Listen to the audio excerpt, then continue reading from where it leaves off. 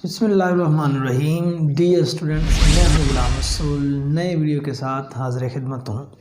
तो dear students, हमारी आज की वीडियो साल अव्वल का सिलेबस नज़म नंबर 5 है मुस्तकबिल की झलक, जिसके शायर हैं मौलाना ज़फ़र अली ख़ान। इसके पहले 2 पार्ट पे हमने बात कर ली थी, जिसमें जो इसकी पहली वीडियो थी उसमें शायर का तारुफ़ और उसके बाद पहला और दूसरा शेर, इन 2 अशार की तशरीह थी।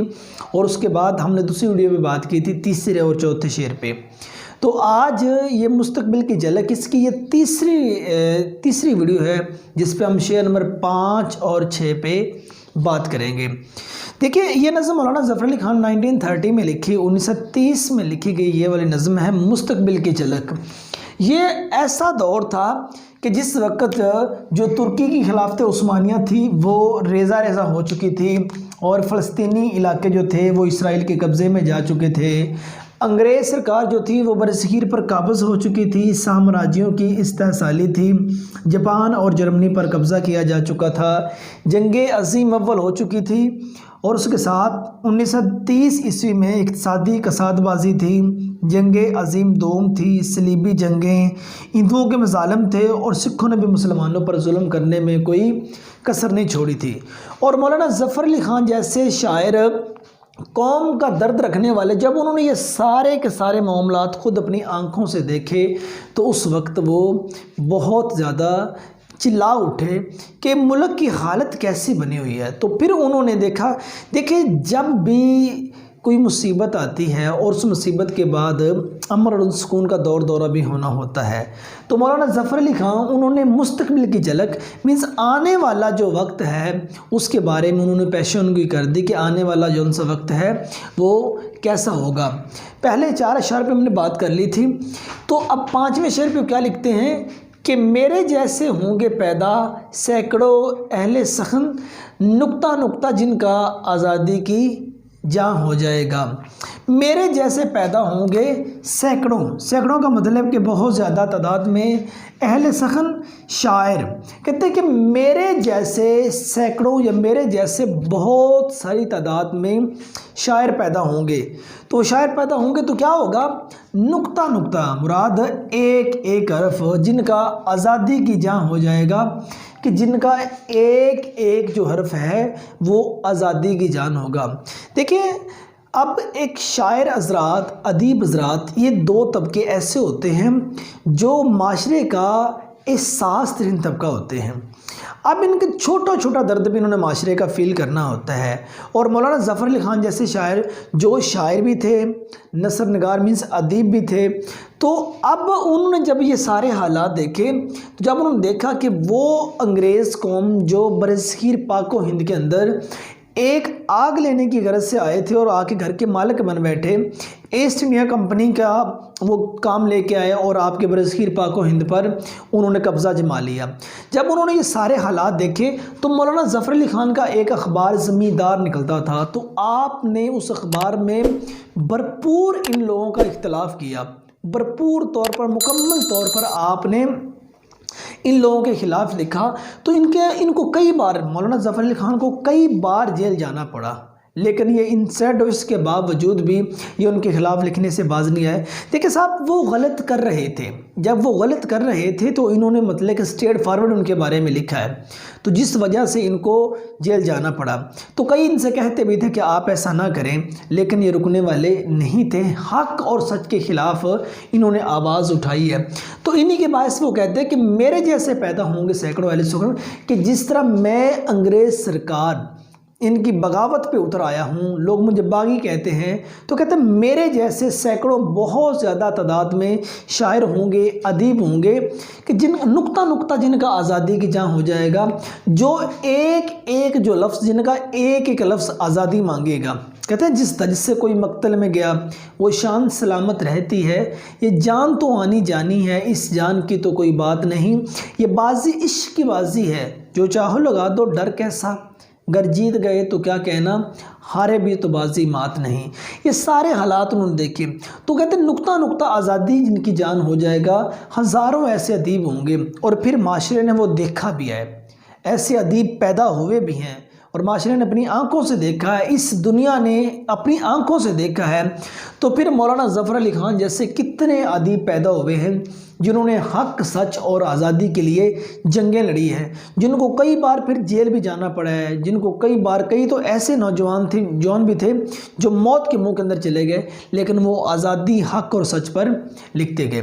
اب اس کا ایک دوسرا نثری مفہوم یہ بھی دیکھ لیں، نوجوان شہیدوں کی قربانیوں کا ایک ثمر یہ ہوگا کہ قوم کے خیر خواہ ادیب پیدا ہوں گے، وہ حق کا ساتھ دیں گے اور ان کا ہر فقرہ، ہر شعر حصول آزادی کا نعرہ ہوگا۔ مینس وہ لوگ جنہوں نے جام شہادت نوش کیا ہے، جو شہید ہوئے ہیں، اب ان کا جو خون ہے وہ رنگ لائے گا۔ اب ان کا خون کس صورت میں رنگ لائے گا کہ ان کے دنیا فانی سے جانے کے بعد بہت زیادہ تعداد میں ادیب، شاعر پیدا ہوں گے جو اس مقصد کے لیے ہوں گے، آزادی کے لیے، وہ بھی آزادی کی جنگ لڑیں گے۔ شاعر اور ادیب آزادی کی جو جنگ ہے وہ ایک قلم سے لڑتا ہے، اور اس کے بعد جو شہید ہے وہ ایک ہتھیار سے، ایک بندوق سے لڑتا ہے۔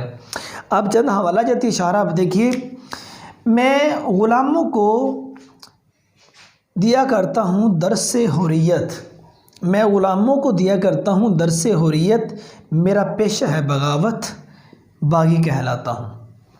شبنم آفشانی میری پیدا کرے گی سوز و ساز، اس چمن کی ہر کلی درد آشنا ہو جائے گی، درد آشنا ہو جائے گی۔ میں اکیلا ہی چلا تھا جانب منزل، مگر لوگ ساتھ آتے گئے اور کارواں بنتا گیا۔ اور چھٹا شعر آپ دیکھیے ڈیئر اسٹوڈنٹس، کہ ڈھائی جائے گی بنا یورپ کے استعمار کی، ایشیا آپ اپنے حق کا پاسباں ہو جائے گا۔ ڈھائی جائے گی، گرا دی جائے گی، بنا بنیاد یورپ کے استعمار کی۔ یورپ نے جو آ کے ادھر دیوار بنائی ہے، یورپ نے جو آ کے یہاں بنیاد رکھی ہے، یورپ نے جو آ کے کام یہاں سٹارٹ کیے ہیں، یورپ نے آ کے جس مکان جس گھر کی یہاں بنیاد رکھی ہے، اس کو ڈھا دیا جائے گا، اس کو گرا دیا جائے گا، اس کو ختم کر دیا جائے گا۔ تو ایشیا آپ اپنے حق کا پاسباں ہو جائے گا۔ ایشیا مراد جس ایریا میں ہم رہنے والے، یہ خود اپنے حق کا پاسباں، حفاظت کرنے والا، پاسبانی کرنے والا، یہ خود اپنے حق کی پاسبانی کرنے والا ہو جائے گا۔ دیکھیں برصغیر پاک و ہند میں جو یامینز ایشیا میں جو انگریز قوم تھی، سب سے پہلے جو تھے وہ یہاں مغلیہ دور آرام و سکون کی اور عیش و عشرت کی زندگی بسر کر رہے تھے۔ اس کے ساتھ ہندو سکھ یہ سارے یہاں اکٹھے تھا ان کا، تو یہ ہندو قوم یہ تبھی سے محکوم ہے، یہ تو تبھی سے۔ اب انگریز سرکار آئی، جب انہوں نے دیکھا کہ یہ ایشیا کا علاقہ بہت زیادہ زرخیز ہے، ایشیا کا علاقہ انہوں نے دیکھا بہت زرخیز ہے، وہ آگ کی غرض سے آئے، سمجھو کہ وہ تجارت کی غرض سے ادھر آئے اور یہاں آ کے مالک بن بیٹھے۔ جب وہ تجارت کی غرض سے آئے، ان کی تجارت کے بھی انوکھے طریقے تھے، اور انہوں نے وہ چیز جس کی قیمت سمجھو ایک 10 روپے ہے، 10 روپے والی چیز انہوں نے آ کے یہاں 5 روپے میں بیچنی شروع کر دی، اور یہاں آ کے کاروبار شروع کر دیے۔ جہاں ایک سٹی میں، ایک بڑے بڑے شہر میں انہوں نے جب ان کا کاروبار سارا بڑھتا گیا، وہاں انہوں نے اپنے آفس بنانا شروع کر دیے۔ اور اس کے بعد مختصر یہ کہ وہ ایک ایسا وقت آیا، انہوں نے مسلمانوں کی کمزوریاں دیکھ لی، مغلیہ خاندان کی کمزوریاں دیکھی، اور وہ ان کے اوپر جناب جی انہوں نے کیا کام کیا، قبضہ کر لیا۔ اور وہ دور ایک مغلیہ خاندان کا، جس وقت مغلیہ بادشاہ ایک بادشاہی کی زندگی گزار رہے تھے، پھر ایک ایسا وقت بھی آیا، وہی مغلیہ دور کے جو شہزادے تھے ان کو انگریزوں سے وظیفہ ملتا تھا۔ اب اتنے زیادہ حالات، اور انگریز پھر جب آئے انہوں نے ملک کا صفایا کر چھوڑا، انہوں نے کچھ بھی نہیں چھوڑا، ہر جگہ انہوں نے اپنی زبان کو رائج کرنے کی کوشش کی۔ اب جب انہوں نے ہر جگہ اپنی زبان کو رائج کرنے کی کوشش کی، انہوں نے ہر جگہ سے مسلمانوں کو اور دیگر لوگوں کو وہاں تک تکلیف پہنچانے میں کوئی کسر نہ چھوڑی۔ جب یہ سارے کے سارے حالات دیکھے جا رہے تھے، تو یہ اس وقت مولانا ظفر علی خان نے یہ حالات اپنی آنکھوں سے دیکھے، اور انہوں نے کہا ڈھائی جائے کہ بنا یورپ کے استعمار کی، جو یورپ نے یہاں آ کے دیواریں بنائیں، جو یورپ نے یہاں آ کے بنیاد رکھی، اس کو ڈھا دیا جائے گا، اس کو ختم کر دیا جائے گا، اس کو گرا دیا جائے گا، اور ایشیا کا، یہاں کا ایک ایک شخص خود اپنا جو حق ہے اس کی پاسبانی کرے گا، خود اپنے حقوق لے گا، وہ اپنے حقوق کو لینے کے اس میں اتنی طاقت آ جائے گی، وہ کل کو اپنے حق جو ہے، اپنے حقوق جو ہے وہ چھین بھی سکے گا۔ ایک ایسا وقت وہ ضرور آئے گا، اور اس کے بعد تاریخ نے وہ دن دیکھے ہیں، ایسا وقت آیا بھی ہے۔ پھر برصغیر پاک و ہند میں پاکستان ایک علیحدہ سلطنت ہم نے حاصل کی ہے، جس کو اسلام کے نام پہ، اسلامی جمہوریہ پاکستان کے نام سے ہم نے حاصل کیا ہے، اور ہم پہ ہونے والے یہ سکھوں ہندوؤں کے مظالم، صلیبی جنگیں، یہ ساری کی ساری چیزوں سے ہم نے نجات حاصل کر لی ہے۔ اور یہ مولانا ظفر علی خان نے جو پیشنگوئی کی تھی یہ ان کے بل بوتے پہ، یہ وہی سمجھو آپ بات ہے جنہوں نے کی تھی، تو ہم نے محنت کی ہے، اور انہوں نے بھی ایک مجاہد سا کام دکھایا، انہوں نے قلم کے ذریعے سے جہاد کیا ہے اور حوصلہ دیا ہے اور سہارا دیا ہے۔ تو اس کا ایک نثری مفہوم یہ بھی ہے کہ مسلمان آزاد ہوں گے تو ایشیا سے مغرب کا سامراجی نظام ختم ہو جائے گا۔ یہ نظام جھوٹ، فریب اور دھوکے پر مبنی ہے اور اس سے خلق خدا تنگ آ چکی ہے، بس اس کے ختم ہونے پر ایشیا اپنے حقوق کا خود محافظ بن جائے گا۔ مینز یہ جو ادھر نظام انگریز سرکار لے کے آئے تھے وہ نظام جھوٹ، فریب اور دھوکے کا نظام تھا، اور اس سے جو اللہ تعالیٰ کی مخلوق ہے وہ تنگ آ چکی ہے۔ دیکھیں اگر جھوٹ کی بات کی جائے، فریب کی بات کی جائے، دھوکے کی بات کی جائے، ان کے پاؤں نہیں ہوتے، یہ سدا سلامت نہیں رہتے، ٹھیک ہے؟ تو یہ چیزیں اب ختم ہو جائیں گی۔ اب حوالہ جاتی اشارہ آپ دیکھیے، کسی روز خود غرق ہو جائے گی، بہت بہہ چکی یہ کاغذ کی ناؤ۔ یہ کاغذ کی ناؤ تھی انگریز کی جو یہاں بہہ چکی تھی، اس نے خود کسی روز غرق ہو جانا ہے، ٹھیک ہے نا؟ پڑی ہے کھلبلی مغرب میں یہ برق سن کر، مینز یہ خبر سن کر کہ مشرق کے مسلمان پھر مسلمان ہوتے جاتے ہیں، کہ یہ والی تیز ترار خبر سن کے، بجلی جیسی خبر سن کے یہ کھلبلی مچ گئی، یہ مغرب میں شور مچ گیا ہے کہ یہ لوگ پہلے کی طرح دوبارہ سے اٹھ رہے ہیں۔ تمہاری تہذیب اپنے خنجر سے آپ ہی خودکشی کرے گی، جو شاخ نازک پہ آشیانہ بنے گا ناپائیدار ہوگا۔ تو ڈیئر اسٹوڈنٹس، آج کے لیکچر میں ہم نے شعر نمبر 5 اور 6 پہ بات کی۔ اب نیکسٹ ویڈیو میں انشاءاللہ ہم شعر نمبر 7 اور 8 پہ بات کریں گے۔ تو امید کرتا ہوں آپ کو اس ویڈیو کی سمجھ آ گئی ہوگی۔ تو اگر کوئی کسی قسم کا آپ کا سوال ہے تو آپ کامنٹ سیکشن میں پوچھ سکتے ہیں۔